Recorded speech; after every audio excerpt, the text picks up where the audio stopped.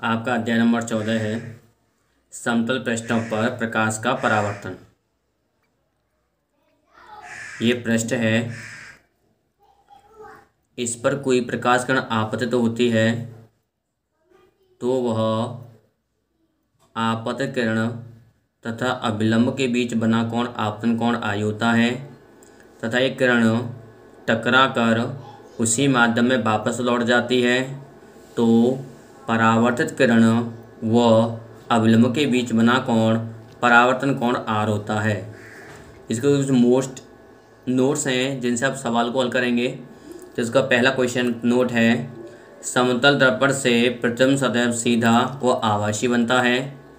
दूसरा नोट है, h ऊंचाई के मनुष्य को अपना पूर्ण प्रतिबिंब देखने के लिए h/2 समतल दर्पण की आवश्यकता होती है।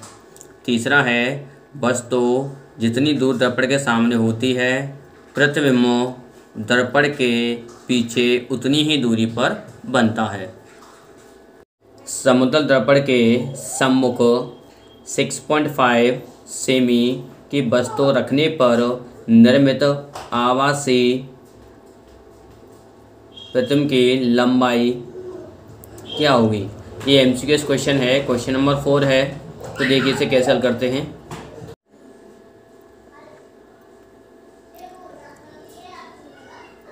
दर्पण के सम्मुख वस्तु की ऊंचाई, ये दुई आपके पास 6.5 सेमी। जो हमारा दर्पण है वो समतल है, समतल दर्पण। तो आप जानते हैं समतल दर्पण से बना प्रतिबिंब वस्तु के बराबर का होता है, उसी आकार का होता है, उसी लंबाई का, उसमें कोई परिवर्तन नहीं होता। तो प्रतिबिंब की जो लंबाई होगी, प्रतिबिंब की लंबाई वो दोनों समान होती हैं। वस्तु की हाइट के बराबर ही वस्तु की हाइट या लंबाई होगी, तो प्रतिबिंब की जो लंबाई है वो 6.5 सेमी ही होगा। यही आपका आंसर है। 20 मीटर ऊंचाई के मनुष्य को पूर्ण प्रतिबिंब देखने के लिए दर्पण की न्यूनतम ऊंचाई का मान क्या होगा? मनुष्य की जो ऊंचाई है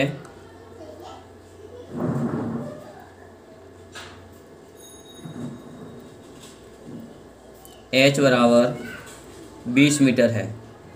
अगर समतल दर्पण है तो अगर मनुष्य को अपना पूर्ण प्रतिबिंब देखना है तो हमें उसकी हाइट के आधे ऊंचाई का दर्पण चाहिए। तो दर्पण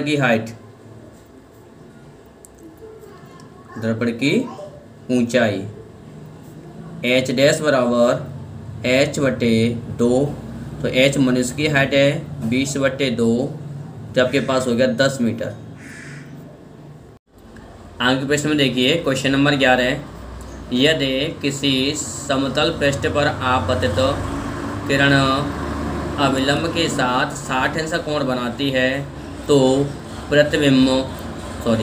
परावर्तित किरण समतल पृष्ठ के साथ कितनी डिग्री का कोण बनाएगी?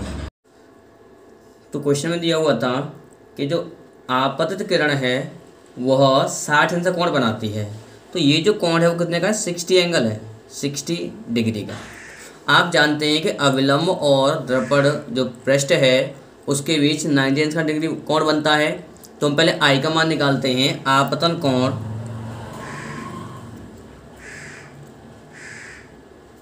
एंगल आई इक्वल टू, हमारा पूरा 90 का है तो 90 माइनस 60, तो आपके पास आपतन कोण क्या हो गया? 30।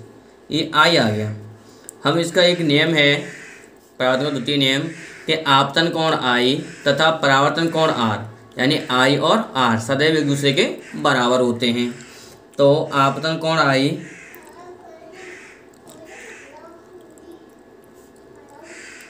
और परावर्तन कोण,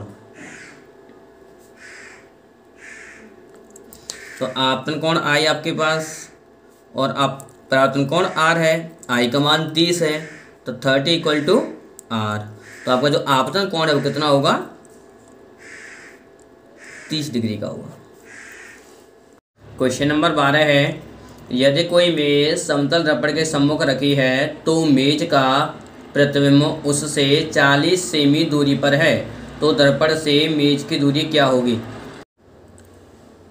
तो क्वेश्चन में दिया हुआ था कि एक कोई दर्पण है और दर्पण के सामने कोई मेज रखी हुई है, तो मेज से जो प्रतिबिंब की दूरी है वो 40 मीटर है। हम जानते हैं कि यदि कोई समतल दर्पण है, समतल दर्पण के सामने रखी वस्तु की जितनी दूरी है प्रतिबिंब उतनी ही दूरी पर अंदर की ओर बनता है। ये आपके पास कितना है, 40 है, तो ये दोनों दूरी आपस में कैसे होंगी, बराबर होंगी। माना ये दूरी क्या है, x है, और ये भी दूरी क्या होगी, x, क्योंकि दूरियां दोनों कैसे होंगी, आपस में बराबर होंगी। तो आपके पास जो प्रतिबिंब की दूरी है x plus X equal to कितना है, 40 है, तो 2x इक्वल टू आपके पास कितना हो जाएगा, 40, तो x इक्वल टू 20। तो प्रतिबिंब से जो मेज की दूरी है वो कितनी होगी, 20 होगी, तथा दर्पण से जो प्रतिबिंब की दूरी है वो भी कितनी होगी, 20 होगी। अब बस टोटल कितना हो गया, 40।